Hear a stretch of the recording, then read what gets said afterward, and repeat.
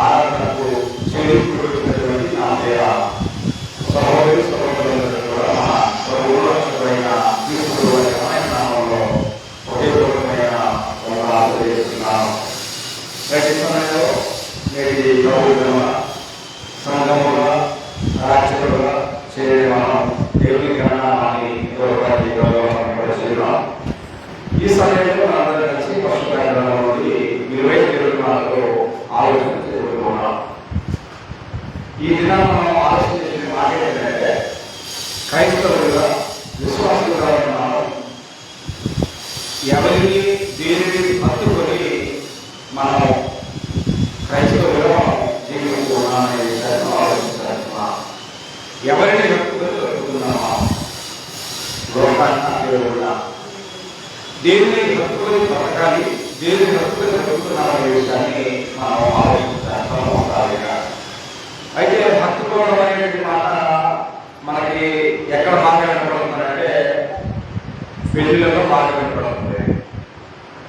పురుషుడు తన తండ్రిని తన తల్లిని విడిచి తన భార్యను హత్తుకోవడం, వారిద్దరూ ఏక శరీరమవుతారు అనే మాట పెళ్లి సందర్భంలో.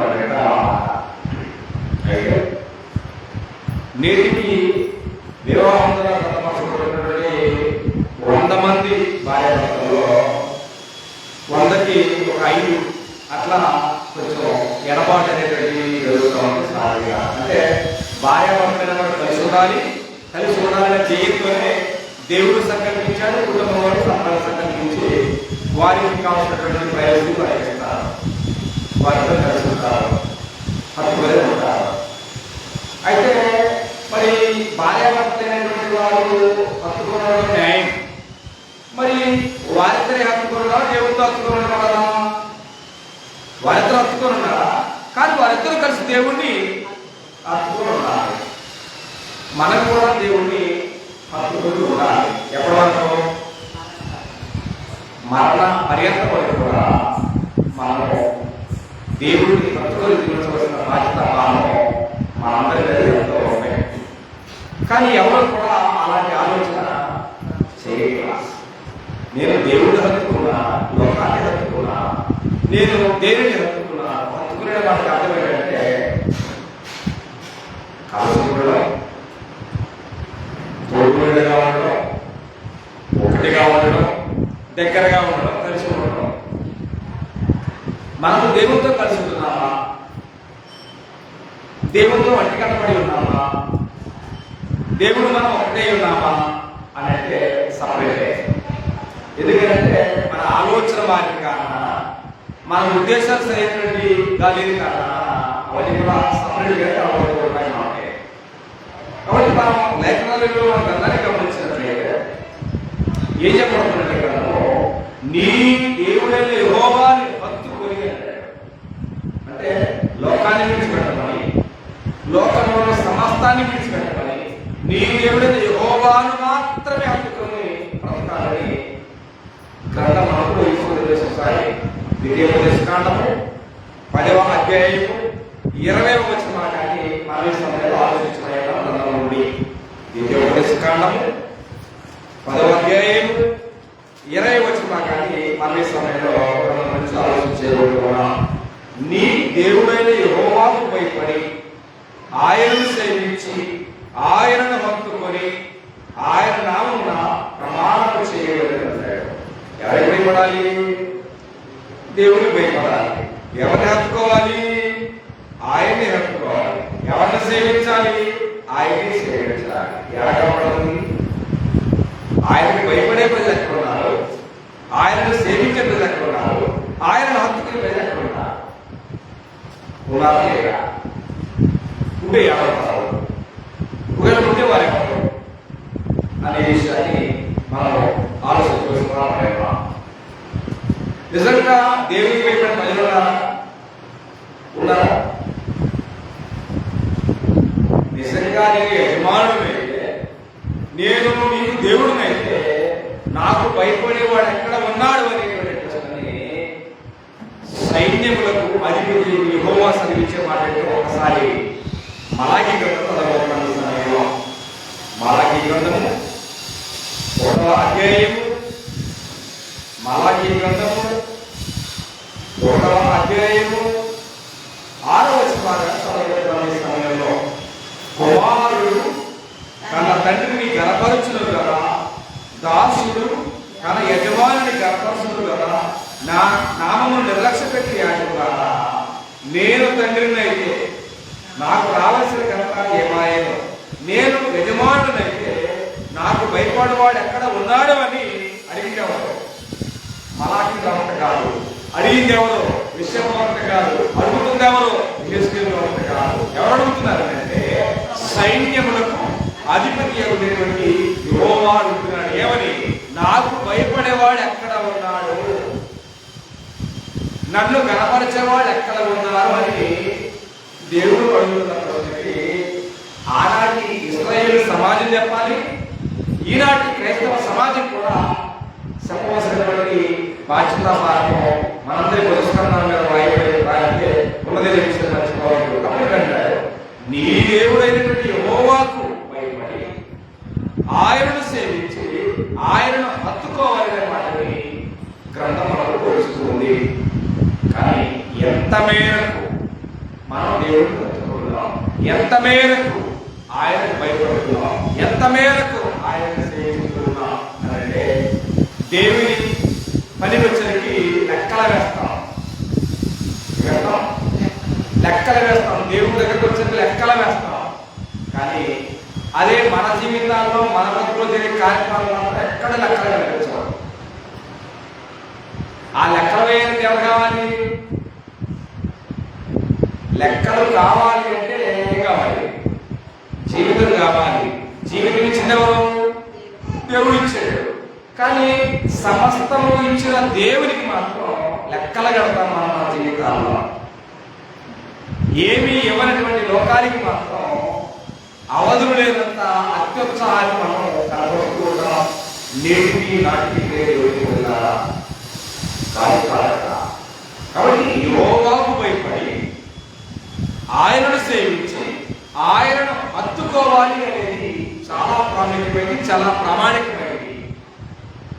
కానీ వేరేమో దేవుడిని భయపడేది తెయ్యాలి, సేవించేది తెయ్యాలి, హత్తుకునేది తెయ్యాలి లోకంలో నేర్పిస్తున్నమాట.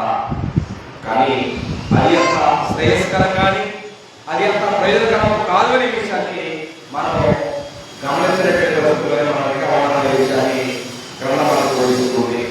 అంతకంటే ప్రాముఖ్యంగా ఒకసారి విద్యోపదేశ కాండము 13వ అధ్యాయంలో గమనించినట్లయితే, విద్యోపదేశ కాండము 13వ అధ్యాయము 4వ వచనంలో ఈ మాట ఈ విధంగా రాయబడింది.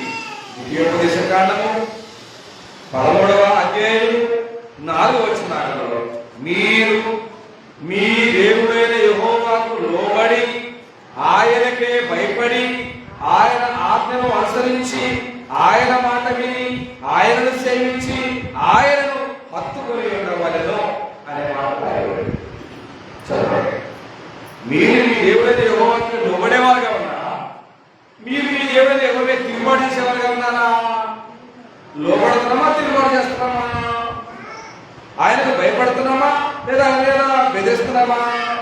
ఆయన ఆజ్ఞను అనుసరిస్తున్నామా, అనుసరించలేదా? ప్రశ్న ప్రతి క్రైస్తవులు వేసుకోవాల్సిన ఉన్నాయి. కానీ దేవుడు భయపడేవాడు ఉన్నారా? అదే కదా, నాకు భయపడేవాడు ఎక్కడున్నాడు అని గ్రంథం అనుసరిస్తుంది. కానీ దేవుడికి భయపడేవాడు లేదు. అంటే ఒకవేళ మరి క్రైస్తవులుగా విశ్వాసులుగా ఉన్నవాము మరి దేవునికి భయపడుతున్నామా, సేవకుడికి భయపడుతున్నామా అంటే సేవకుడికి భయపడతాం. ఎందుకని? సేవకుడు అంటే శపిస్తాడంట. శపిస్తే అయిందా? అవుతా? అంటే వాక్యపరమైనటువంటి అనుభవం లేకపోతే, వాక్యపరమైన జ్ఞానం లేకపోతే ప్రతి వాడికి మనం భయపడాల్సిందే. అయితే అలాంటి వాస్తవ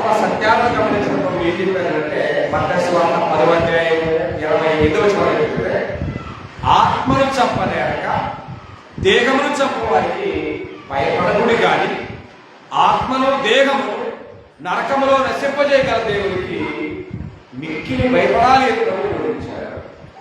లేఖనాలు బోధిస్తూ ఉన్నా, లేఖనాలు వింటూ ఉన్నా, లేఖనాలు వింటూ చదువుతూ ఉన్నా మనం మాత్రం దేవునికి భయపడనటువంటి వారిగా మనం ఉంటున్నాం, దేవునికి లోబడిన వారిగా మనం ఉంటున్నాం. అది లోబడకపోయినా భయపడకపోయినా మన జీవితాలు దేవునికి భయపడకరంగా మారుతున్న జీవితాలు కానే కాదు. ఎవరికి లోబడాలి? దేవునికి లోబడాలి, దేవుని మాట అంగీకరించాలి. ఎందుకంటే ఎందుకు ఈ మాట చెప్తున్నారంటే నిజంగా సృష్టికర్త అయినటువంటి దేవునికే భయపడితే ఆ వ్యక్తి జీవితం ఎలా ఉంటుంది? ఆ వ్యక్తి యొక్క జీవితాన్ని గ్రంథం ఏమని ప్రదర్శన చేస్తుంది? యెహోవా యందు భయమున్న వ్యక్తి ఎలా ఉంటాడు?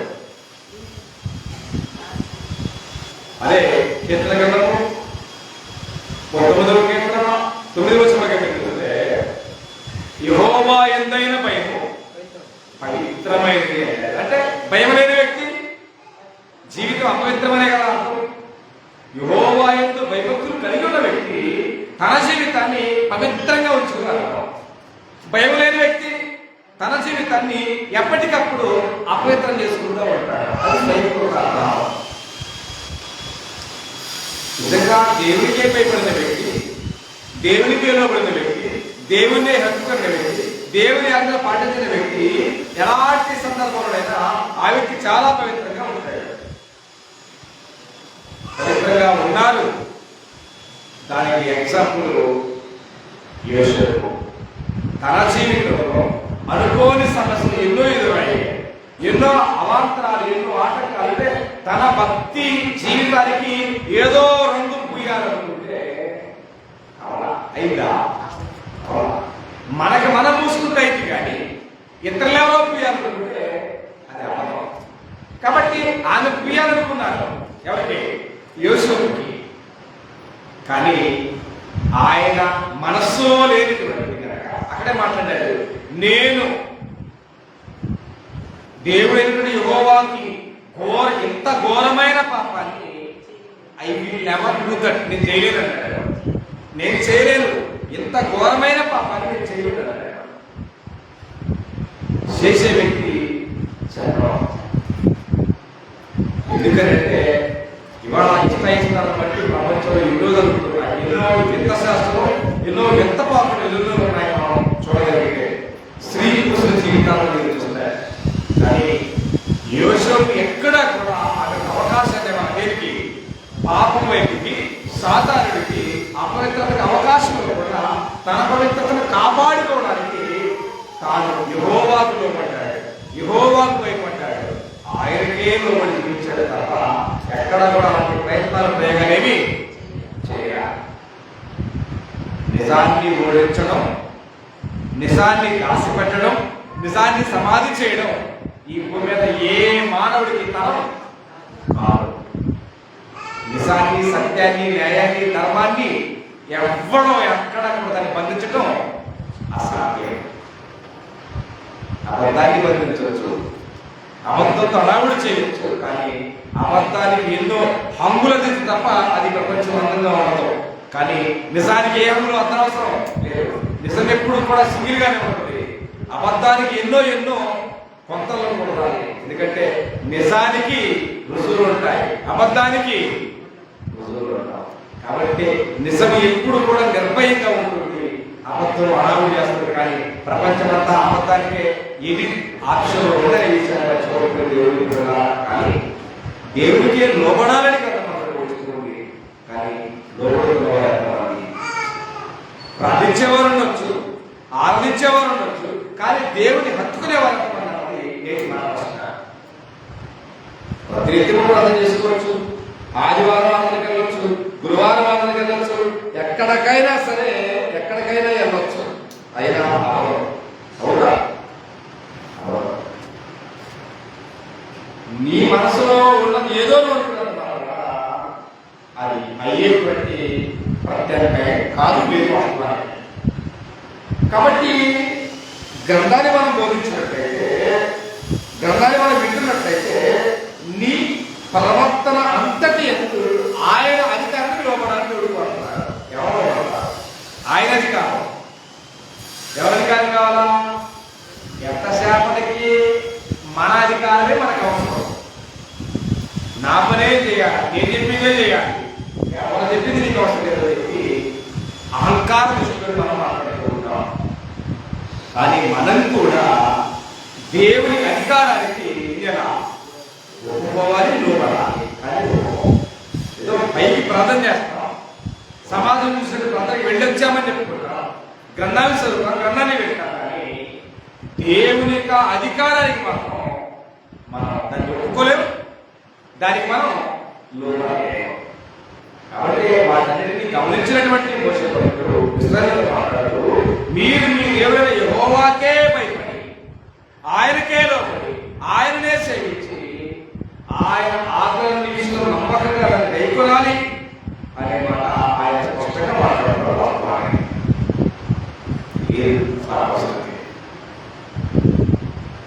ఆ పరిస్థితి గ్రంథంలో చూద్దామని వస్తుంది. పేరుకే తప్ప, పేరుకి ఇశ్రాయేలీయులు, కానీ దేవునికి లోబడే ఆలోచన లేదు, దేవునికి భయపడే ఆలోచన లేదు, దేవుని సేవించే ఆలోచన లేదు, దేవుని హత్తుకునే ఆలోచన అంతకంటే లేదు. వాస్తవానికి ఆ రోజున ఇశ్రాయేలు జీవితంలో ఎలాగైతే లేదో నేను క్రైస్తవులుగా మన జీవితాల్లో కూడా అదే వచ్చింది. దేవునికి భయపడరు, సేవలకు భయపడతారు, దేవునికి లోపడరు, సేవలకు లోపడతారు. సేవలు ఆయన మానవుడే కదా, వాక్యాన్ని బోధించినంత వాళ్ళు కూడా దేవుడు అవుతాడా? కాబట్టి వాస్తవాల వెలుగులో లేఖనాలు ఇచ్చేటువంటి అధికారాన్ని, లేఖనం మనకు బోధించేటువంటి జ్ఞానాన్ని మనం అవలంబించుకోలేక, నేర్చుకోలేక మన వాళ్ళకు కూడా ఆత్మ చేస్తాం. మనం దేవుని కంటే ఎక్కువగా, దేవుని కంటే ఎక్కువ కూడా మనం ఆత్మ చేస్తా ఉన్నాం. అది కరెక్ట్ కాదు.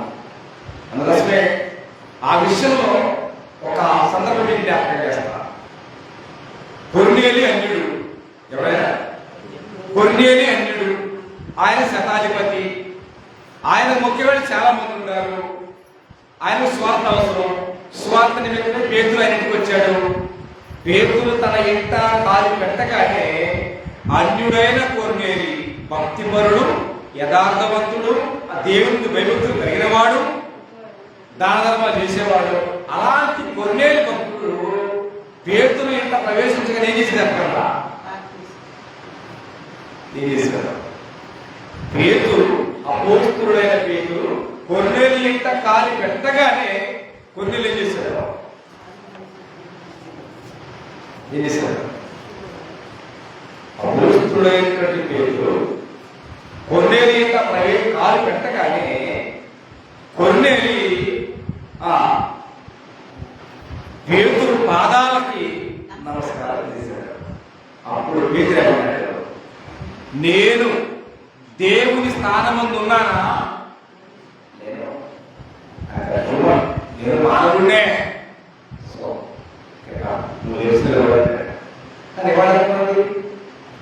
వంగితే వంగకూడదు, నమస్కారం చేయకూడదు చెప్పేటువంటి సంస్కారం మానేసి నెత్తిని చేసి జనంగా వదులుతారు. ఇది నేటి క్రైస్తవుల యొక్క సంఘటనలు కాదు. మనకు ఎంత ఆనందం చేయాలో మానవ చేయవలసి లేదు. దేవుడు మాట్లాడుతున్నాడు, నన్ను హింసించు వారిని నేను హింసిస్తా, నన్ను గనపరచు వారిని నేను గనపరుస్తాను అంటున్నాడు దేవుడు. మానవుని చేత హింసింపుడు, మానవుని చేత ఘనతలు, మానవుని చేత అవన్నీ కూడా కోరుకోవడం అనేది మానవ జీవితం శ్రేయస్కరం కాదు. ఇక్కడ వాటిని కోరుకుంటే అక్కడ వాటిని కోరుకోవడం, ఇక్కడ విడిచిపెట్టు, అక్కడ కోరుతాం. అందుకోసం మీరు ఎక్కడ ఏమి బంధిస్తారో అక్కడే వాటి బంధిస్తా. ఇక్కడ మీరు ఏంటైతే కావాలని వాటేసుకుంటారో అక్కడ. కాబట్టి ఈ భూమి మీద దేవుడు మనకిచ్చిన ఈ జీవితంలో మనం ఏం చేస్తున్నామో అక్కడ అదే చేయబడుతుంది. మీరు ఇక్కడ కొలిసే కొలితే అక్కడ మీరు ఇక్కడ ఇస్తే విత్తనమే అక్కడ పంట పోసి, ఇక్కడ పాపాన్ని విత్తితే అక్కడ పరలోకాన్ని వెయ్యం. ఇక్కడ పరిశుద్ధత పవిత్రత అనే విత్తనాన్ని విత్తితే పరలోకమనే పంట వస్తున్నాం. అంతే తప్ప మనం భోగి మార్చినట్టుగా, మనం అంశాన్ని ఉద్దేశాన్ని మ్యానిపులేట్ చేసి మార్చినట్టుగా అక్కడ మార్చడం అనేది కుదరదు. అలాంటి అవకాశం కూడా దేవుడు ఎవరికి ఇవ్వలేదు, చెప్పడం. ఎందుకంటే అలాంటి భయము కలిగి, అలాంటి లోబడేటువంటి ఆలోచన కలిగి, నిజంగా తన జీవితాన్ని మార్చుకుంటారే గొప్ప ఆలోచన కలిగే దేవుడు సంవత్సరాల్లో దయాక్రీడకు. కానీ నిజంగా అలాంటి దయాక్రీడక సంవత్సరం ధరింపజేయాలంటే అది నీ చేతిలో కానీ నా చేతిలో కానీ లేదు. ఈ భూమి మీద జీవించే ప్రతి మానవ జాతి మనోడు ఎవరు ఆధారపడింది? దేవుడు. మనం బ్రతుకుతున్నామని దేని మీద? దేవుని. మనం బ్రతికేది కేవలం దేవుని మాటలే. మాటలే. అందుకోసమే ద్వితీయ పుస్తకంలో రాయబడిన ఆ మాట మధ్యస్థం నరగజలో మానవుడు జీవించేది రొట్టె వలన మాత్రం కాదు, దేవుని నోట నుండి వచ్చే ప్రతి మాట వల్ల మనిషి జీవిస్తాడయ్యా అని చెప్పొచ్చాడు. ఎవరికి? చెప్పబెట్టు సమాధానం. ఎవరికి? సాధారణుడికి. బాయ్, నీకు ఆకలిగా ఉంది, ఆహారం అవసరం కనుక నువ్వు దేవుని కుమారుడు అయితే రాళ్ళు రొట్టె చేయమని ముప్పించాడు, ఒక సెట్ ఎక్కించాడు. చెప్తాడా? మనమైతే ఎక్కేవాడు, ఎక్కేవాడు అణచిపడితే అయిపోయింది జీవితం. కానీ ఆయన చెప్పే సమాధానం ఏంటంటే, బాయ్ నీకు తెలియదు జ్ఞానం, నా తండ్రి జ్ఞానం తెలియదు నీకు. మానవుడు ఎవరు కూడా రొట్టె మొక్కలలో బతకరయ్యా. మానవుడు బ్రతికేది దేవుని మాట వల్ల మాత్రమేనయ్యా అని చెప్పి చెప్పబడిన సమాధానం చెప్పాడు. గోపకీరంటే అదే మాట అన్నాడు మోసేవాడు. నరులారా తిరిగి రండని నీవు సెలవీయక మనుషులను మట్టికి మార్చుతున్నావు. మనిషికి ఆహారం లేక, వస్త్రం లేక, ఇల్లు లేక, డబ్బులు లేక, బంగారం లేక, హోదా లేక, కుటుంబం లేక చనిపోయేది. అవునే కదా? ఇవి లేకేనంటారా? కాదు, అన్నీ ఉన్నాయి. కానీ దేవుని దయ, దేవుని మాట అబ్బాయి రావాలి అని అంటే 2025 ఇచ్చానయ్యా అంటే 2025 2 నెలలే ఉందయ్యా, 2026 చూసి వస్తానండి. కుదురుగా నోరు మూసుకుని మనమంతంగా చెప్పిన పని చేయకపోతే నాకు ఆ పని, నాకు ఈ పని ఉన్నప్పుడు నోరు మూసుకుని వచ్చాయంటామే. మనం ఏ మాట అయితే అంటామో అదే మాట కూడా అంటాడు. నోరు మూసుకుని వచ్చేయంటే ఇల్లు ఉందని చెప్పినా, కుటుంబం ఉందని చెప్పినా, ఉద్యోగం ఉందని చెప్పినా, ఇంకా ఊళ్ళేనే అధికారం ఉందని చెప్పినా ఏ అవకాశం లేదు. అంటే ఈ భూమి మీద జీవించే ప్రతి మానవుల జీవితం దేవుని మాట మీద ఆధారపడితే ఆ దేవుని మాట అంటే జనాలకి కనీసం లక్ష్యం లేదు కదా. ఆ మాటకు లోపడి ఆయనను ప్రేమించి ఆయనకు లోపడి ఆయన ఆజ్ఞలు గైకునే వారిగా మనం అంటున్నామంటే ఆయన మాటే ఆజ్ఞ. మరి దానికి ఎంత మాత్రం మనం స్థలం చదువుతున్నామనే దినాల్లో వాక్యం చెప్పి చెప్పి రోజులు కాయలు కాస్తాము తప్ప విని విని కళ్ళు పోతున్నాయి. విని విని చెవులు చదివి చదివి కళ్ళు పోతున్నాయి తప్ప జీవితాలకు మాత్రం మార్పు పడేదే లేదు. గ్రంథం బోధిస్తూ ఉంది, గ్రంథం మన చేతుల్లో ఉంది, మనం కూర్చుని వాక్యాన్ని వినడం, యెహోవాకు భయపడుతున్నాం, యెహోవాకు లోబడుతున్నాం, ఆయనకు భయభక్తులు కలిగి ఉన్నామనే విమర్శ లేదా ప్రశ్న వేసుకోకపోతే మనము కుర్చీలు సమానమేగా. కుర్చీలు ప్రార్థన చేయము, కుర్చీలు పాటపాడడం ఏమంటే కదా. మరి వాటికి మనకంటూ ఏముండాలా? ప్రత్యేకమే అంటే వ్యత్యాసం ఉండాలి కదా. వ్యత్యాసం లేకపోతే మనము రెండు ఒకటే కదా. అవునా కదా? కాబట్టి ఈ గ్రంథాన్ని మనం గమనించినట్లయితే యెహోవాతో ఉండాలి, ఆయనను ప్రేమించాలా, ఆయనను హత్తుకొని భూమి మీద ఈ జీవితాన్ని కాలాన్ని కొనసాగించాలని కోరుతారు. కానీ అలాంటి కోరుకోలేదు. ఇశ్రాయేలు తేలదన్నారు దేవుడికి. ఇశ్రాయేలు వల్ల తేలదో అర్థమైన దేవుడికి. ఇశ్రాయేలు తర్వాత దేవుడికి ప్రత్యామ్నాయం ఎవరు? ఇశ్రాయేలు తర్వాత దేవుడికి ప్రత్యామ్నాయం ఎవరు చెప్పండి. ఇశ్రాయేలు దేవుడి మాట లోపడలేదు, ఆయన్ని బతుకోలేదు, ఆయన్ని ప్రేమించలేదు, ఆయన సేవించలేదు. తర్వాత అలాంటి గోల్డెన్ అవకాశాన్ని గమనించాడు. అన్యజనులుగా ఉన్న వారికి చదివి ఒకసారి జకరియా గ్రంథము 2వ అధ్యాయం 11వ వచనం మనం ఈ సమయంలో గ్రంథం నుంచి ఆలోచించబోతున్నాం. జకరియా గ్రంథము 2వ అధ్యాయము 11వ వచనాన్ని మనం ఈ సమయంలో చదవబోతున్నాం. ఆ దినమున అన్యజనులు అనేకులు యెహోవాను హత్తుకొని వారు నాకు జనుడు, నేను మీ మధ్య నివాసము చేతును, అప్పుడు యెహోవా నన్ను మీ యొద్దకు పంపి ఉన్నాడని మీరు తెలుసుకుందురు అన్నారు. ఇప్పుడు దేవుని సొంతైన ప్రజలు కానాను దేశంలో ఏ దేశంలో ఉన్నా చెప్పండి. దేవుని సొంతైన ప్రజలు కానాను దేశం కాకుండా వేరే దేశంలో ఉన్నారు. ఆ దేశం పేరు చెప్పగలరా? ఒకటి ఐగుప్తు దేశము, రెండవది బబులోను సామ్రాజ్యం. బబులోను దేశంలో ఉన్నారు. బబులోను దేశంలో ఉన్న ప్రజలను ఉద్దేశించి జకరియా ప్రవక్త మాట్లాడుతున్న మాట ఏంటంటే, నేను అదేనా ఆ దినమున అన్యజనులు అనేకులు అన్నాడు. అన్యజనులు అనేకులు యెహోవాను హత్తుకోవడానికి మీ వల్ల కాలేదు అని చెప్తూ వచ్చారు. అంత మాత్రమే కాకుండా ఇక్కడ జకరియా ప్రవక్త ఎలాగైతే మాట్లాడాడో, అన్యజనులు అనే మాట ఇక్కడ జకరియా ప్రవక్త ఎలాగైతే మాట్లాడాడో, అన్యజనులు అనేటువంటి వ్యక్తులు కూడా ప్రవాహం వలె వస్తారన్నాడు. ఎవరి ప్రవక్త? ఎవరన్నా ప్రవక్త? ఎవరు ఆ మాట ప్రవక్త? ఎవరు? అన్యజనులు ప్రవాహము వచ్చినట్టుగా వస్తారన్నాడు. ఎవరా ప్రవక్త అంటే యెషయా ప్రవక్త 2వ అధ్యాయం మాటలో సమస్తమైన అన్యజనులు ప్రవాహం అని వచ్చినట్టు వస్తారు నా యొద్దకు కూడా అన్నాడు. అలాగే వస్తున్నారు కానీ ఏ ఉపయోగం? చదువుతున్న కాలేజీకి వెళ్తున్నారన్న పేరే, కానీ తిరిగేది ఉంటుంది.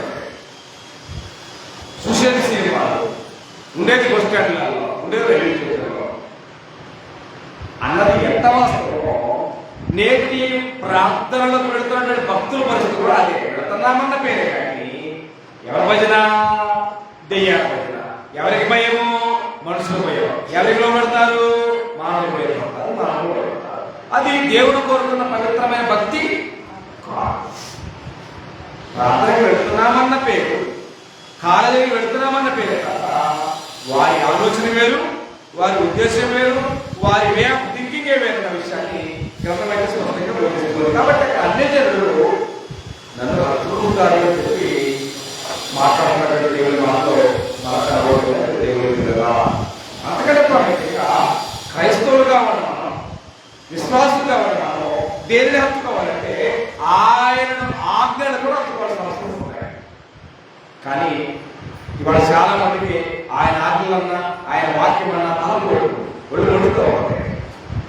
అదే ముసలి ముచ్చట్లు, పట్టుకథలు, గారడీ మాటలు, కచ్చడ మాటలు, ఏడాడ పులిహార మాటలు చెబితే జనాల సేవకి చాలా ఎక్కువగా ఉంటాయి. ఎవరు నిజాలేమో మంటగా ఉంటాయి, అబద్ధాలేమో ఇంపుగా ఉంటాయి జనాలు. ఒక్కసారి ద్వితీయోపదేశకాండము 11వ అధ్యాయం 22వ వచనాన్ని గమనించినట్లయితే, ద్వితీయోపదేశకాండము 11వ అధ్యాయం 22వ వచనంలో ఈ మాట వీరికి రాయబడింది: మీరు మీ దేవుడైన యెహోవాను ప్రేమించి. దేవుడిని ప్రేమించడానికి స్థలం లేదయ్యా, దేవుడిని ప్రేమించడానికి అవకాశం లేదయ్యా. దేవుడిని ప్రేమించడానికి అసలు ఏమీ లేదు. మరి దేవుడిని ప్రేమించకపోతే నువ్వు దేన్ని ప్రేమిస్తావయ్యా? లోకాన్ని ప్రేమిస్తావు. ఎందుకని? లోకమునైనను లోకములో ఉన్న వాటినైనను ప్రేమించకూడదు. అవి దేవుని వల్ల పుట్టినవి కావు. అవి లోక సంబంధమైనవే.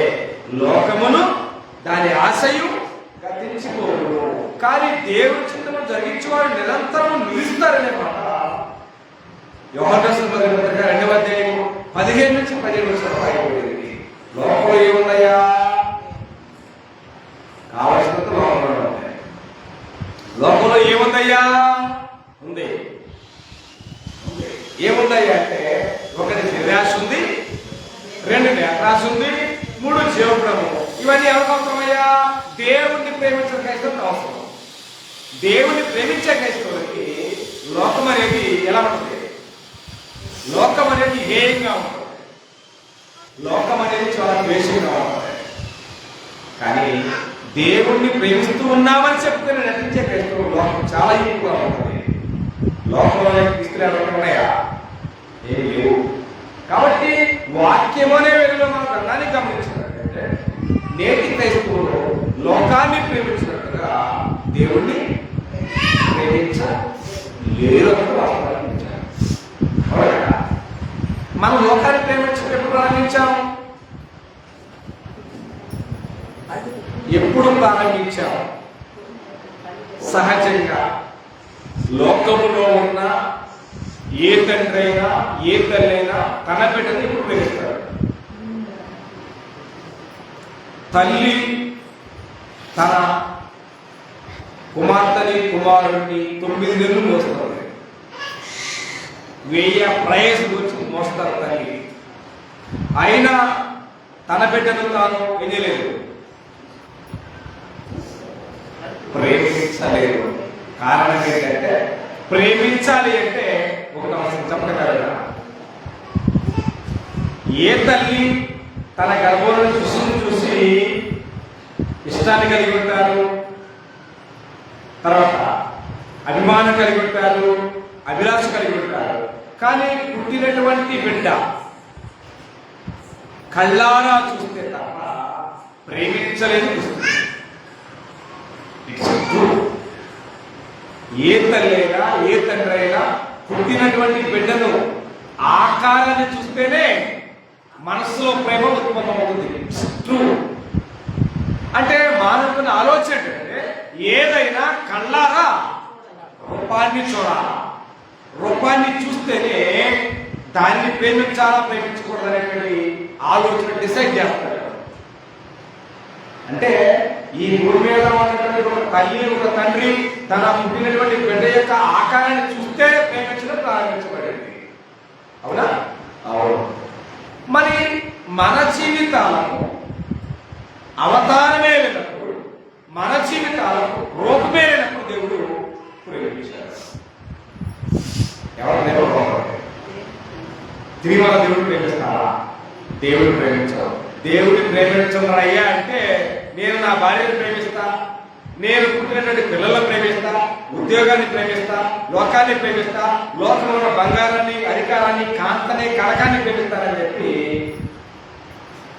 మనం పలికితే అవదు. దేవుడు నీకు ఇచ్చిన నీ ఆయుష్కాలంలో దేన్ని ఎక్కువ ప్రేమించామో దాన్ని ఖచ్చితంగా లెక్క చాలా. అందుకోసం అన్నాడు, నా నిమిత్తము తండ్రినైనను తల్లినైనను భార్యనైనను పిల్లలనైనను అక్కయ్యలనైనను అన్నదమ్ములైనను ఆ సమస్తాన్ని విడిచిన వాడు. విడవడం అర్థం ఏంటి? వారిని విడిచావంటే దేవుడిని హత్తుకున్నావా? దేవుని దూరంగా ఉన్నావంటే వారిని హత్తుకున్నావా? నూరంతలుగా పోతాడు అన్నాడు. అసలు అలాంటి ప్రేమించేవాడు నాకు పాత్రుడు కాడు అని కూడా చేస్తారు. కానీ ఇవాళ అటు దేవుణ్ణి ఇటు లోకాన్ని రెండింటిని కూడా మల్టిప్లై చేస్తున్నటువంటి మనిషి మానవుడు. మంచి నటుడు, మహానటుడు మానవుడు. నువ్వు ఎంత నటుడు అయినా, ఎంత మహానటుడు అయినా నీ రంగు తేలేటువంటి ఒక దినమున్నదని విషయాన్ని మాత్రం పరిగెట్టనివ్వ మర్చిపోవద్దంటికి.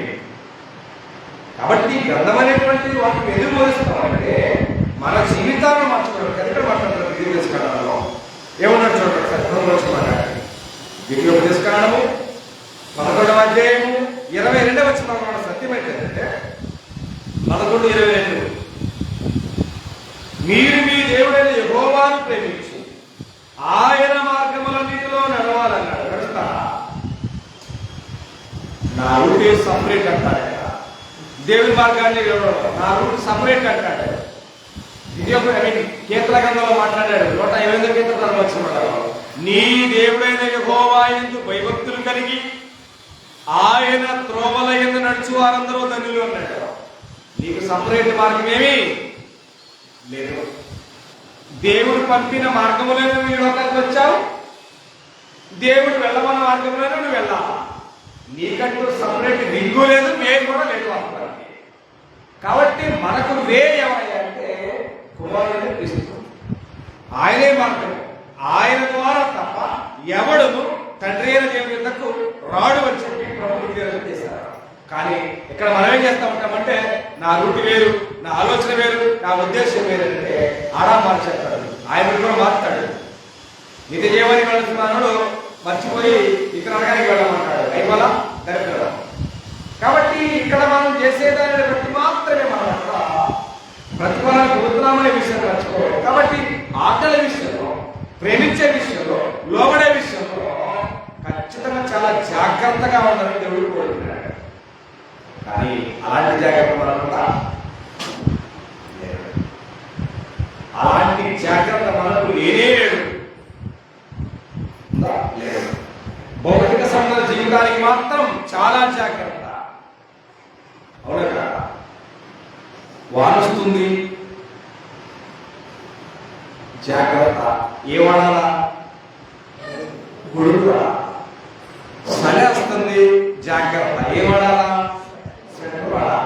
ఎండాకాలం వస్తుంది, కాళ్ళు కాలుతా. ఏమడాలా? భౌతిక సంబంధమైన జీవితానికి మనం తీసుకునే మెలకువలు, జాగ్రత్తలు చాలా. కానీ ఆత్మ సంబంధమైన జీవితాన్ని కాపాడుకునేటువంటి దాని విషయంలో ఆత్మను రక్షించుకోవాలి. ఏ ఆయుధాలు వాడతారు? ఆత్మను మన దేవుడు నీకు ఇచ్చిన, నాకు ఇచ్చిన, మనందరికి ఇచ్చిన మన ఆత్మని నాకు నేరుగా, నీకు నీరుగా, ఎవరికి వారుగా ఆ ఆత్మను కాపాడటానికి వాడే ఆయుధం చెప్పగలరా? చెప్పండి. ఏమంటున్నారు? వాన వచ్చిందంటే గొడుగు వాడాలని చెప్పాడు. సలస్తుందని స్వెటర్ వాడేమని చెప్పాడు. వర్షాకాలంలో కాళ్ళు తాతాయి కాబట్టి చెప్పులు వాడేమని చెప్పాడు. మరి ఆత్మని రక్షించుకోవడానికి గొడుగు వాడతావా, చెప్పులు వాడతావా, స్వెటర్ వాడతావా, కళ్ళలు వాడతావా? అవి ఏది కూడా కాదు. మరి ఏం వాడాలి? ఏం కావాలి? యాకోబు రాసిన పత్రిక 1వ అధ్యాయము 21వ వచనం రాయబడింది.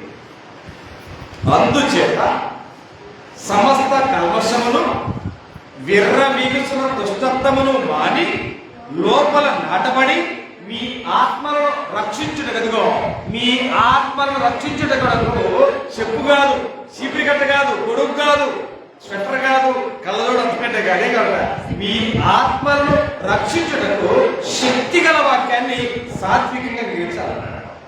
ఎక్కడుంది అవకాశం? వాక్యానికి అవకాశం ఎక్కడ? వాక్యానికి తాను ఎక్కడ? వాక్యానికి ఇచ్చేటువంటి అంత సమయం ఎక్కడ ఉందా? ఇవన్నీ వెంటనే గుర్తొస్తాయి. వారసత్వంగా గొడుగు ఎక్కడ? సలేసంగా స్వెటర్ ఎక్కడ? మరి ఆత్మను రక్షించుకోవడానికి దేవుని వాక్యం ఎక్కడా అని ప్రశ్నించే క్రైస్తవులు జీవితం లేకపోవడం చాలా ప్రతిష్టకరమైన సంగతి దేవుని వల్ల. కాబట్టి గ్రంథం బోధిస్తుంది ఆయన మాటలు, ఆయన ఉద్దేశానికి మనం లోబడి వాటికి హత్తుగా మీద బ్రతకాలని దేవుడు కోరుతున్నాడు.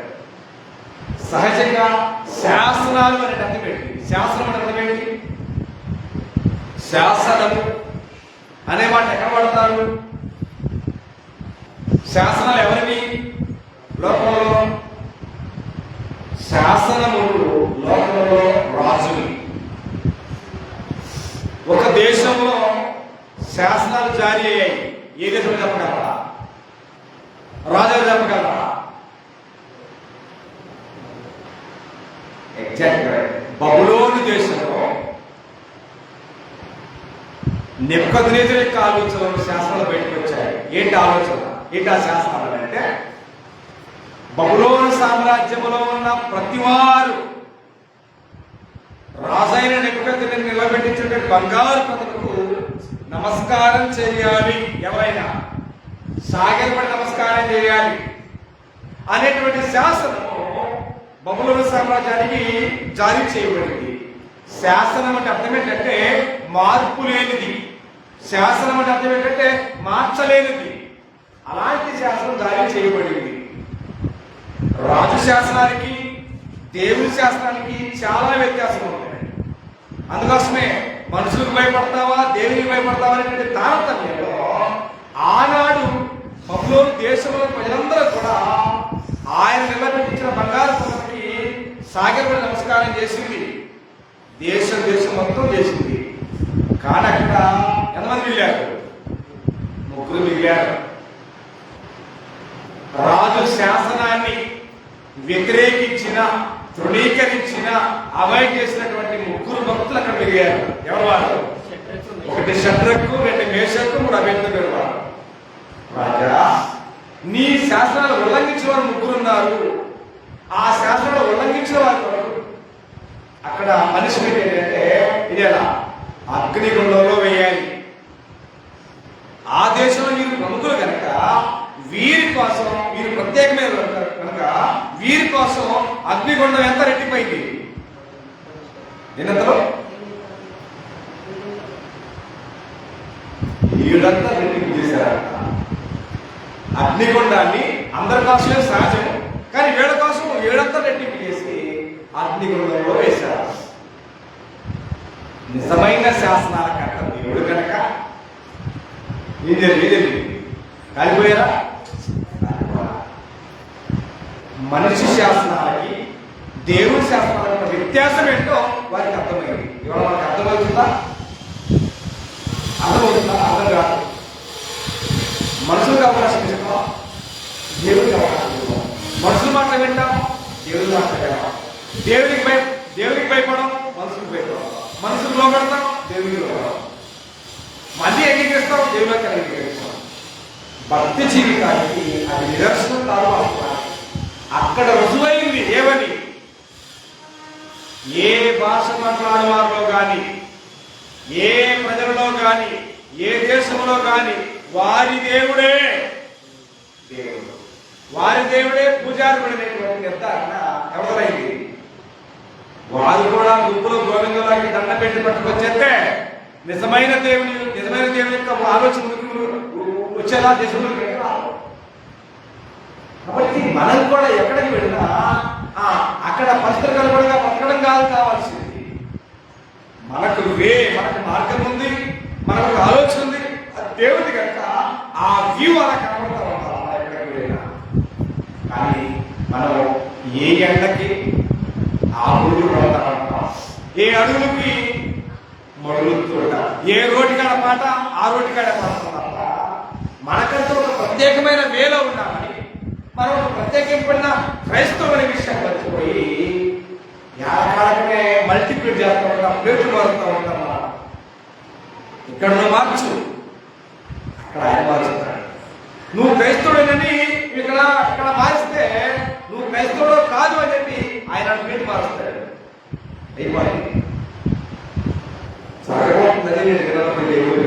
కాబట్టి శాసనాలు అనేటువంటి దాని విషయంలో రాజైన దావీదు తెలుసు. ఎందుకంటే ఆయన కూడా రాజు కనుక శాసనం ఆయన కూడా తెలుసు.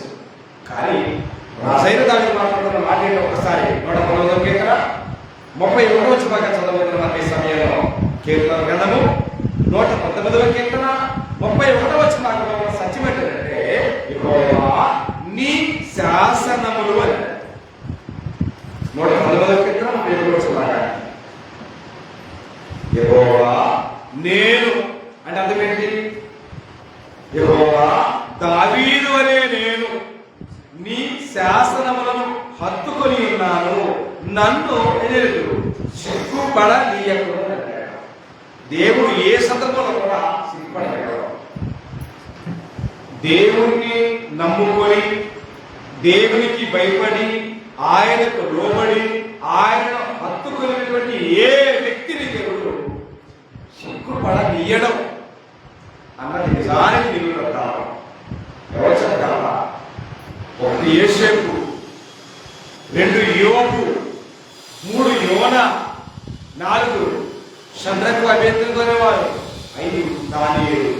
ఎంతో మంది భక్తులు కాలానికి అనుగుణంగా ప్రయత్నం చేసిన దేవుడు వారిని సంరక్షిస్తూనే వచ్చాడు. వారి దేవుడు ఏం చేయలేదంటే సిగ్గు ప్రాముఖ్యంగా వాళ్ళు ఏం ప్రాముఖ్యుడు, ఆస్తి పోయింది, పిల్లలు పోయారు, సమస్తం పోయింది, ఆయనకి మిగిలింది పురుగు తప్పేమి లేదు. అయినా వారు ఆయన్ని సూటుకోడు మాటలు ఎవరికి? యోగుని తన స్నేహితులు, బాయ్ జమ్ము లేకుండా పొరద లేకుండా జమ్ము వచ్చిందా, పాపం లేకుండా శాఖ వచ్చిందని చెప్పి ఆయన్ని ముళ్ళ పోట్లు, కత్తి పోట్లు కంటే కూడా ప్రమాదకరమైనవి మాటల పోట్లు. ఎందుకంటే నిజంగా మాటల గాయాలు చేస్తాం. ఎందుకంటే నిజమైన గాయాలైతే మారిపోతాయి, కానీ మాటల గాయాలు మనం ఎల్లప్పుడూ కూడా మర్చిపోవాలి. కాబట్టి ఆ మాటల గాయాల చేత యువకుడు గాయాలు పైన అన్ని పోయాయి. నిజంగా దేవుడు చూశాడా? ఆయన యథార్థత ఏంటో ప్రపంచానికి అర్థమయ్యేలా దేవుడు ఆయన్ని సుఖపడగలిగాడు. యూపరి కదా, ఎంతకాలం నువ్వు యథార్థతను ఒక్కగెందుకు దేవుడు దూషించి చచ్చిపోవాయా అని ఆయన ఏమన్నాడు? నువ్వు లెస్సమలిగింది అన్నాడా? నువ్వు మూర్ఖులు మాట్లాడుతున్నావు అన్నాడు. ఇవాళ అలాగే మాట్లాడేవాళ్ళు నిజమే, దేవుడు నాకు అన్యాయం చేస్తాడంటే నిజమే అన్యాయమే చేస్తున్నాడు అనేటువంటి క్రైస్తవ ప్రజలు ఒకదప్పుడు మాట్లాడుతుంటారు.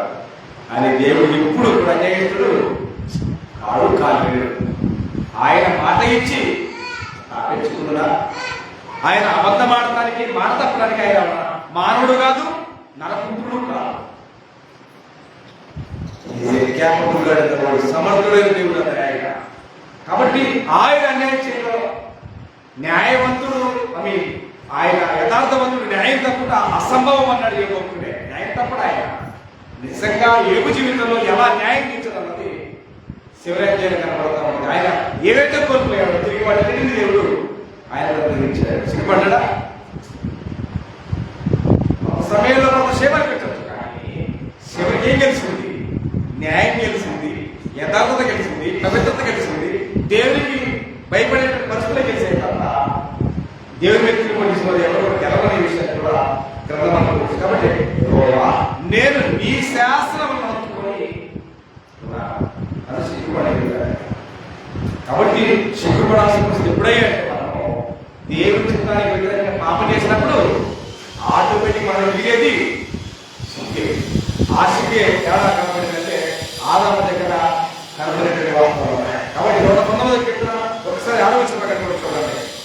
119 కీర్తన 6వ వచనం చూస్తే, నీ ఆజ్ఞలన్నిటిని నేను లక్ష్యము చేయనప్పుడు నాకు అవమానము కలగనేరదు అన్నాడు. నిజంగా దేవుని ఆజ్ఞను లక్ష్య పెట్టగాని వినయంగా విధేయతగా లోబడి ఆ ఆజ్ఞ ప్రకారం చేయగలిగింది మిగిలేది అవమానం మిగలడం, ఘనత మిగిలింది, కీర్తి మిగిలింది, గొప్పతనం మిగిలింది.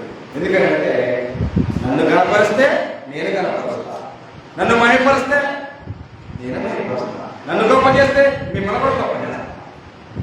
ఇక్కడ పరిస్థితులు ఎలాగున్నా సరే, ఎన్ని సందర్భాలు ఎలాంటి విపత్తులు మనకు ఉన్నా మనం దేవుణ్ణే గొప్ప చేయాలా, దేవుణ్ణే మహిపరచాలా. మనకున్న సమస్య దృష్ట్యా దేవుని మీద నిందలో నెపాలు రాలి వేయటం మానేసి దేవుని మహిమ కోసం జీవించాలా. ఏది జరిగినా నీ చిత్తమైనటువంటి లోబడే తత్వం మనకు కావాలి. ఏది ఏమైనా జరిగేది నీ చిత్తమే. ఆయన చిత్తమైన ఈ మీద ఏమి జరగదు. వింటాం, పాట పాడతాం, కానీ మన జీవితంలో జరిగేదాన్ని ఓర్చుకోలేదు. సహించాలా, ఓర్చుకోవాలా, ఓపిక కలిగి ఉండాలా, లేకపోతే మనోదా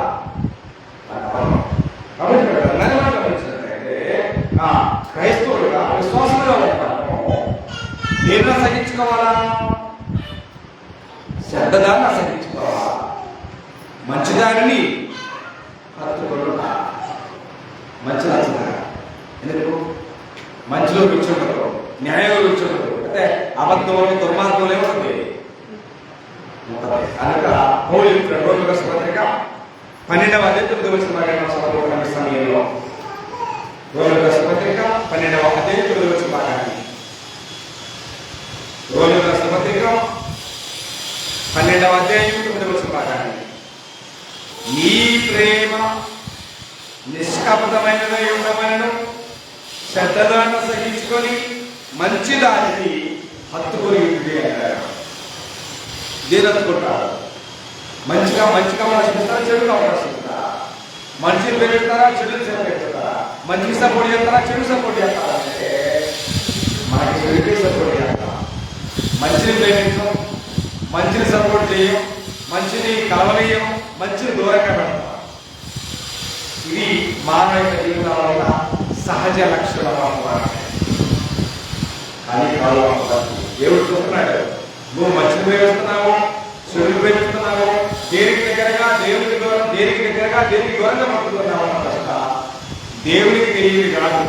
రేపటి దినాన నిన్ను ఆజీవించండి, ఎలా జీవిస్తే వినడాయి ఆ మాట గ్రంథం ఏంటంటే మత్తయి 20 ఆ దినమున అనేకులు నన్ను చూసి ప్రభువా మీ నామమున దెయ్యాలు వెళ్ళగొట్టలేదా, అద్భుతాలు చేయలేదా, క్యాలెండర్లం లేదా, ఖచ్చితం లేదా, కబురులం లేదా, అంజుల కోళ్ళం లేదా అంటే ఆయన ఏమంటాడట, అక్రమము చేయవాడారా నా ఎదురు నేను మిమ్మల్ని ఎన్నడం ఎక్కడ అయ్యా నేటి క్రైస్తవ్యంలో కూడా నువ్వు నటిస్తే రేపు నీకు వచ్చే దుస్థితి కూడా అదే పరిస్థితి.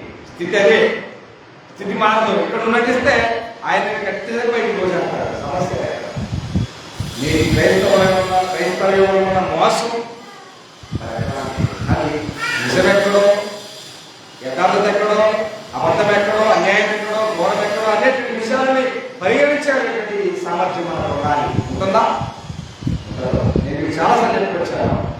ఈ లోకంలో పుట్టిన ప్రతి మానవుడికి ఆకాశ పక్షుల కంటే బుద్ధిని, భూజంతువుల కంటే జ్ఞానాన్ని మనకి ఇచ్చాడు. ఇచ్చాడా లేదా? ఇచ్చాడు ఒప్పుకున్నా ఖచ్చితంగా. కానీ రేపటి మన జీవితానికి ఒక పక్షుడు ఉంది, 2 కాళ్ళ జీవరాశి కలిగి ఉంది. 1000 లీటర్ల నీళ్లలోనైనా 100 గ్రాములు పాలు పోస్తే నేను సపరేట్ చేశాగా, నేను చేశా కదా. అంత టాలెంట్ దేవుడు నాకు ఇచ్చాడు.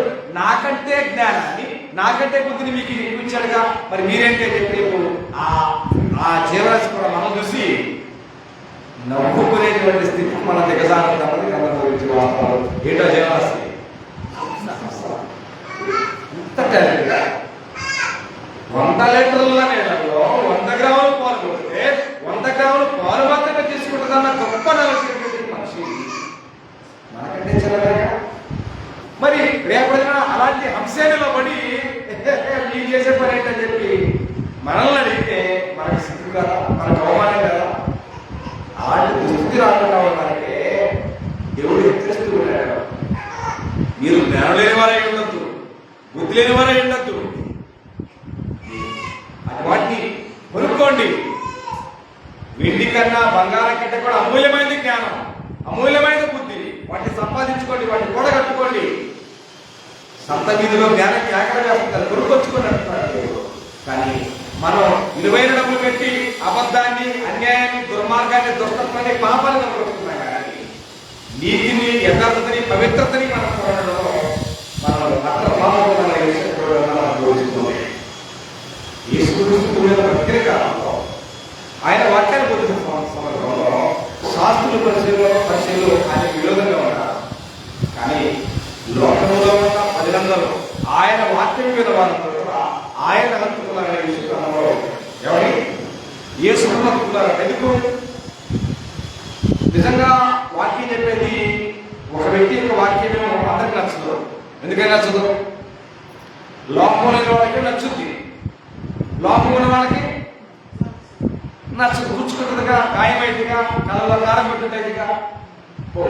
ఇవన్నీ అది నీ కోసం కాదు, అది నా కోసం కాదు, అది మనందరి కొరకు దేవుడు ఏర్పాటు చేసినటువంటి మంచి ఆహారం అన్న విషయాన్ని మర్చిపోవాలి. మంచి ఆహారం, పౌష్టికమైన పోషకరమైన ఆహారం దేవుని వాక్యం. కాబట్టి దీనికి మించినటువంటి శ్రేష్టమైన బలమైన ఆహారం ఎక్కడ కూడా లేదు. కానీ దీనికి మనం ఏమో చిన్న పెట్టేస్తాం, మన దీని బట్టి పెద్ద పెట్టేస్తాం. కానీ యేసు వాక్యం చెబుతాం అంటే వాక్యం వినకూడదని, వాక్యం వినే వారికి చెప్పాలని శాస్త్రులు పరిశీలు చాలా ప్రయత్నం చేసి వచ్చారు. అయినా సరే వాళ్ళు విడిచిపెట్టారు. యొక్క సొంత 19వ అధ్యాయంలో మా కాలం వచ్చి మనం ప్రయత్నించిన మాట, వాక్యం వినిన వారందరూ ఆయన అందుకున్నారనే విషయాన్ని మనకు తెలుస్తుంది. అయితే కొత్త నిబంధన క్రైస్తవులుగా ఉన్న మనము శిరస్సు అన్నాడు. దేనికి శిరస్సు? శిరస్సుని హత్తుకొనని వాడెవడు నీ బహుమానమును అపహరింపనీయుడి అన్నాడు పౌరుడు. శిరస్సుని హత్తుకున్న వాడెవడు? శిరస్సుని హత్తుకొనని వాడెవడు? చెప్పగలరా? శిరస్సు అంటే ఏంటి? శిరస్సు అంటే ఎవరు? దేనికి శిరస్సు? శిరస్సు దేనికి ఉందండి? భౌతిక సంబంధం చెప్పండి. దేహానికి, ప్రతి దేహానికి శిరస్సు ప్రాముఖ్యం. శిరస్సు లేకపోతే కలిగినటువంటి తల్లి కూడా తన కుమారుడు తన కుమార్తె దేహాన్ని గుర్తుపట్టలేదు. గుర్తుపట్టాలి అంటే శిరస్సు మ్యాండేటరీ అనే విషయాన్ని ప్రపంచము ఏనాడో ఆలోచించిపోయింది. అయితే ఇక్కడ చెప్తారు, శిరస్సుని హత్తుకొనని వాడు అన్నాడు. ఎవరు శిరస్సుని హత్తుకొనని వాడు ఎవరంటే అర్థమైందంటే, శిరస్సుని హత్తుకొనని వాడు హత్తుకొనే వాడు ఎవరు? దేవుని వాక్య ప్రకారంగా సత్యాన్ని తెలుసుకొని శరీరము అనే సంఘానికి శిరస్సు పిలిస్తే కనుక ఆ శిరస్సు క్రింద తన దేహంలో, తన సంఘములో, తన శరీరంలో ఉన్నవారు మాత్రమే శిరస్సుని హత్తుకునేవారు. సంఘములో లేని వారు, శిరస్సు లేని వారు, గుర్తింపు లేని వారు, అడ్రస్ లేని వాళ్ళు కేర్ ఆఫ్ ప్లాట్ఫామ్ వాళ్ళు. శిరస్సు ఎవరయ్యా అంటే క్రీస్తు. సంఘము అనే శరీరం క్రీస్తే శిరస్సు. కాబట్టి శిరస్సుని హత్తుకునేటువంటి వారు ఎవరైతే ఉంటారో, హత్తుకొన్న వారితో ప్రయాణం చేయడం చాలా ప్రమాదం. హత్తుకొనని వాడు కూడా మీ బహుమానాన్ని అపహరింపనీయద్దు. శిరస్సుని హత్తుకొనే వారి కొరకు ఏముందండి? మంచి బహుమానాన్ని దేవుడు ఏర్పాటు చేశాడు. ఆ బహుమానం తీసివేయడానికి శిరస్సుని హత్తుకున్నటువంటి డినామినేషన్ ఏదో అడావిడి చేస్తారు. వాళ్ళ గురించి వెళ్ళదు అని చెప్తున్నాడు. కానీ మనకేమో ఇదేమో కష్టంగా ఉంటుంది, అదే ఇప్పుగా ఉంటుంది. ఎందుకంటే మోసం ఎప్పుడు కూడా మోసం ఎట్లా ఉంటుంది? మోసం ఎప్పుడు కూడా ఇప్పుగా ఉంటుంది. నిజమెప్పుడు కూడా ఇప్పులాగా ఉంటుంది. కాబట్టి చాలా ఇబ్బంది అనిపించింది. కానీ ఇవాళ శిరస్సుని హత్తుకొనకుండా క్రైస్తవులు ఎవరు కాదు, వారు క్రైస్తవులు కాదు, వారికి బహుమానం లేదు, వారు దైవ సంబంధులు కాదు, వారు క్రైస్తవులు అంతకంటే కాదు. ఏదో నామమాత్రంగా లోకంలో నేను చెప్పానే, వాళ్ళ తల్లిదండ్రులు ఎంతో ప్రయాసపడి కాలేజీకి పంపిస్తే సినిమా హాల్ బట్టి, ఏమండి బస్ స్టాండ్ బట్టి, స్టేషన్ల బట్టి ప్రాజెక్టు తిరుగుతూ ఉంటారే. ఎక్కడికి వెళ్ళారయ్యా? కాలేజీకి వెళ్ళారు. చదివారా? చదివారు. చివరికి వాళ్ళ జీవితం పారాబట్టి తప్పారు. అలాగే ఇవాళ ప్రార్థనకి వెళ్తున్న వారి జీవితాలు కూడా ప్రార్థనకి వెళ్ళారా? వెళ్ళారు. ఎక్కడికి వెళ్ళారు? శిరస్సుని హత్తుకొనకుండా నువ్వు చేసే ప్రార్థన, శిరస్సుని హత్తుకొనకుండా నువ్వు చేసే ఆరాధన, నీ ఆన్లైన్ నువ్వు తల్ల కింద తప్ప చేసినా నువ్వు క్రైస్తవుడు కాలేవు. దేవుడు నిన్ను గుర్తించలేడు. గుర్తించాలని శిరస్సు కావాలా? ఆ శిరస్సును హత్తుకొనిన వారికే దేవుడు బహుమానం ఉంచాడు. అంటే హత్తుకోవడం అర్థం ఏంటంటే క్రీస్తు సంఘములో లేని వారికి ఇక ఎలాంటి ప్రత్యామ్నాయం లేదు. లోకము వారు సమానమే. లోకములో దేవుడు చూస్తే ఎలాగో క్రీస్తు సంఘములోని ప్రజలు కూడా సేమ్. లోకములు అన్ని సమానమే, ప్రార్థన పెడుతున్న వారు సమానమే, కాలేజీకి వెళ్తున్న పిల్లలు కూడా వాళ్ళంత మాయో వీళ్ళంత మాయ. మాయని మాయే కదా చేసేది. కాబట్టి రేపటి దిన అక్రమము చేయవాళ్ళారా నా యొద్ద నుంచి కొండి గెట్లాస్ట్ అంటాడు దరిద్రం. కాబట్టి శిరస్సుని హత్తుకోకపోతే నీ జీవితానికి దిశ దశ శిరస్సు క్రీస్తు. ఆ క్రీస్తుని శిరస్సుగా నియమించింది ఎవరు? దేవుడు నియమించాడు. ఆ క్రీస్తుని శిరస్సుగా నియమించిన దేవుని నియామకాన్ని, దేవుని శాసనాన్ని కూడా ఉల్లంఘిస్తే ఏమైంది? దేవుని శాసనాన్ని, దేవుని ఆజ్ఞను, దేవుని చట్టాన్ని ఉల్లంఘించినటువంటి అహరోను కుమారు పరిస్థితి ఏంటి? నాదాబు పరిస్థితులు ఏంటి? దేవుని ఆజ్ఞ మీరిన ఉచ్చాయ పరిస్థితి ఏంటి? ఒకసారి చేయండి. నియమించిన వాడు దేవుడు.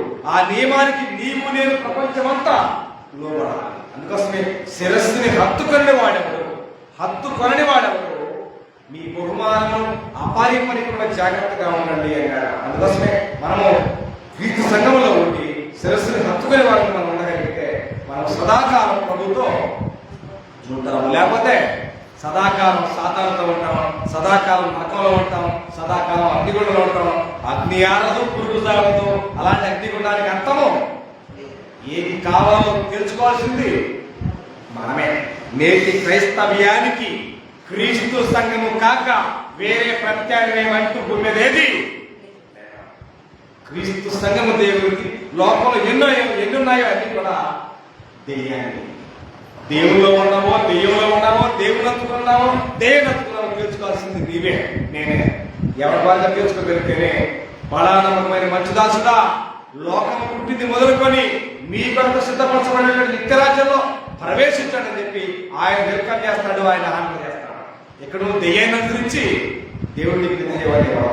ఇక్కడ చేసే దేవుడి పని అయితే తగిన ప్రతిఫలాన్ని దేవుడు ఇస్తాడు. మర్చిపోకండి, మోసపోకుడి, దేవుడు విగ్రహింపడం. మీరు ఇక్కడ ఏ విత్తనాన్ని విత్తారో అదే పంట మీద వస్తారు. ఇక్కడ మీరు ఏ కొలత కొలుస్తారో అదే కొలత ఉన్నదనే విషయాన్ని మర్చిపోకుండా వాక్యం చెప్తున్న సత్య ప్రకారంగా దేవుణ్ణి హత్తుకొని, క్రీస్తుని హత్తుకొని సంఘంలో ఉండి మరణ పరిస్థితుల నమ్మకమైన కష్టంలో కొనసాగాలి. దేవుడు మనల్ని దీవిస్తారు. అలాంటి ఆ నిజమైన నమ్మకమైన దేవుడిని హత్తుకుని వారుగా జీవించాలని ప్రతి వారిని నన్ను హెచ్చరించుకుంటూ వినతులను హెచ్చరిస్తూ అలాగే ఈ గొప్ప అవకాశం నాకు ఇచ్చిన దేవుడికి హృదయపూర్వకంగా కృతజ్ఞతలు సమర్పిస్తూ